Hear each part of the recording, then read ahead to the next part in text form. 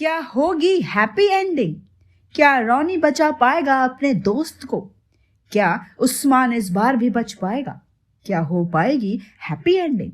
Tiger Shroff और श्रद्धा कपूर की जोड़ी को हम सब काफी पसंद करते हैं, और वो भी टाइगर की बागी सीरीज में तो और भी ज्यादा। और बेस्ट फ्रेंड्स की ये जोड़ी एक बार फिर आने वाली है बागी 4 के साथ, जिसमें इस बार रॉनी यानी टाइगर श्रॉफ अपने प्यार और अपने दोस्त दोनों के लिए लड़ेंगे। तो चलिए जानते हैं क्या है इस फिल्म की स्टोरी।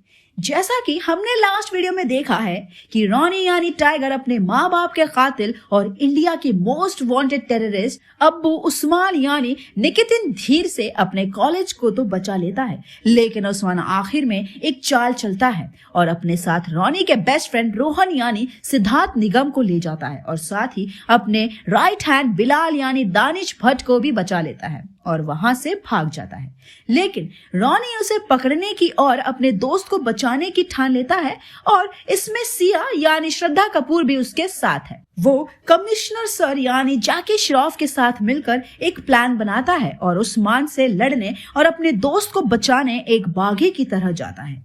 उस्मान ने उससे सामने से कॉल किया था, लेकिन उन्हें उसकी लोकेशन ट्रेस करने में बिल्कुल वक्त नहीं लगता। ऐसा लग रहा था कि मानो उस्मान रॉनी का ही इंतजार कर रहा है, लेकिन रॉनी और सिया भी किसी से कम नहीं और अपने प्लान के मुताबिक वहां पहुंच जाते हैं। और उस पुराने बंद वेयरहाउस में पहले टाइगर ही जाता है और सिया रॉनी की शर्ट पर लगाए मिनी कैम्प से वहां का नजारा देखती है। और जैसे ही रॉनी वहां कदम रखता है उसे कुछ अजीब सा महसूस होता है, लेकिन फिर भी वो आगे बढ़ता है। और जैसे ही वो वहां बीचों बीच पहुंचता है, देखता है कि रोहन को एक कुर्सी पर बांधा हुआ है और उसकी हालत काफी खराब है। रॉनी रोहन को देख काफी इमोशनल हो जाता है और उसकी तरफ बढ़ने लगता है, लेकिन सिया देखती है कि ऊपर कोई खड़ा है, इसलिए वो रॉनी को जल्द से आगाह कर देती है और बोलती है, रॉनी वॉच आउट। सिया की आवाज सुन रॉनी चौंक जाता है और सही वक्त पर रुक जाता है, और उसके रुकते ही वहां एक जोरदार धमाका होता है और तभी एक आवाज आती है जो बिलाल की होती है, तुम्हें क्या लगा इतनी जल्दी मिलोगे अपने दोस्त से? तभी सिया देखती है कि रोहन को जहां रखा गया है वो लग रहा है कि वही है, लेकिन वो एक बड़ी सी दीवार के पीछे है, और वो रॉनी को भी ये बता देती है।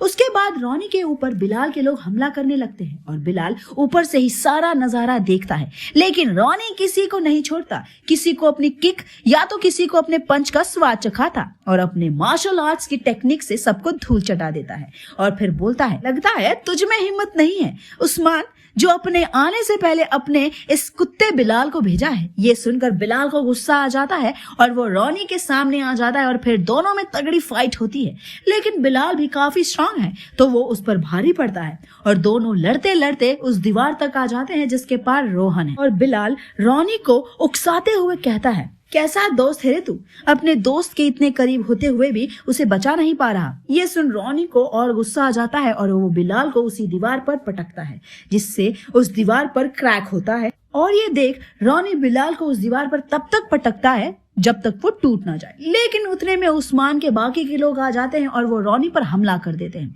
लेकिन उस्मान अभी नहीं आता। रॉनी बिलाल को वहीं छोड़ बाकियों से निपटता है और अपने पास वो जो ग्रेनेड्स लाया था उससे वहां धमाके करता है, और वो सबको मार ही रहा होता है कि उस्मान वहां सिया को खींचता हुआ लाता है, जो देख यहाँ रॉनी और वहां कमिश्नर दोनों ही घबरा जाते हैं और रॉनी वहीं खड़ा हो जाता है। और उस्मान कहता है, लड़की के पीछे छिपकर खुद को मर्द समझता है, हिम्मत है तो सामने आ। तब उस्मान हंसते हुए कहता है, अगर तुझ में हिम्मत है तो तू अपने दोस्त और अपने प्यार को मुझसे बचा कर दिखा। सिया अपनी पूरी ताकत लगा देती है उस्मान को रोकने की, फिर वो अपनी पॉकेट से चाकू निकालती है और उससे उस्मान के कंधे पर वार कर देती है, जिससे उस्मान उसे छोड़ देता है और रॉनी उसे पकड़ लेता है। लेकिन तभी वहां उस्मान के काफी सारे आदमी आ जाते हैं, लेकिन लकीली आर्मी फोर्सेस वहां आ जाती है। सिया जल्द से रोहन के पास जाने का रास्ता ढूंढती है और तब तक आर्मी आतंकवादियों को मजा चखाती है और फिर जंग होती है उस्मान और रॉनी में। उस्मान पर चाकू का वार हुआ था, इसलिए वो थोड़ा वीक था और रॉनी उसी का फायदा उठाकर